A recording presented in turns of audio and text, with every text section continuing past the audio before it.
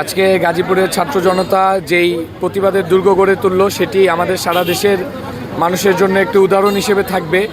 যদি আওয়ামী ফ্যাসিস্টরা 5ই আগস্টের পরে আবার তাদের সেই নতুন আগাছা নতুন করে জন্ম নিতে চায় এবং তারা যদি পুনঃপ্রতিষ্ঠিত হতে চায়, তাহলে তাদের সকল ধরনের আখড়াসহ এই গাজীপুরের জনতা সেই আন্দোলনে নেতৃত্ব দিয়ে সারা দেশের সকল আওয়ামী ফ্যাসিস্টের আখড়া তারা উৎখাত করবে।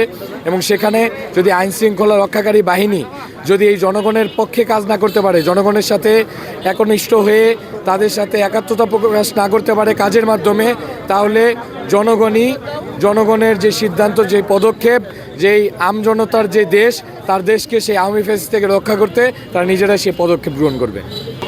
আজকে আমাদের অবস্থান, আমাদের যেই ন্যূনতম যেসব সিদ্ধান্ত এবং যেই কার্যকারিতা দেখানোর কথা, সেটি আমরা আজকে রাষ্ট্রের পক্ষ থেকে পেয়েছি। গাজীপুরে গতকাল রাতের এই ঘটনার প্রেক্ষিতে এই গাজীপুরের ছাত্ররা যখন এই প্রতিবাদ দুর্গ গড়ে তোলে, তারই প্রেক্ষিতে তারা কিন্তু অপারেশন ডেভিল হান্ট নামে যে অপারেশনটি, যেটি ক্লিন করবে এই আওয়ামী সন্ত্রাসীদেরকে, এই ছাত্রলীগের সন্ত্রাসীদেরকে, সেটি লঞ্চ করেছে এই গাজীপুরকে সামনে রেখে। এবং আজকে রাতে গাজীপুর থেকে শুরু করে সারা দেশে বিভিন্ন জেলায় এটি আসলে শুরু হবে। তো এটিকে আমরা পজিটিভভাবে দেখেছি, আমরা সাধুবাদ জানিয়েছি। এবং এখানে যে ওসি বিলম্ব করেছিল তাকে সাসপেন্ড করার কথা আশ্বস্ত করেছেন। এবং যারা এই ডিসি সহ যারাই আসলে তাদের কার্যকরিতায় ঢিলেমি করেছিল, তাদেরকে তার জন্য সুষ্ঠু জবাবদিহিতার কথা আমাদেরকে কমিশনার যিনি আছেন তিনি বলেছেন।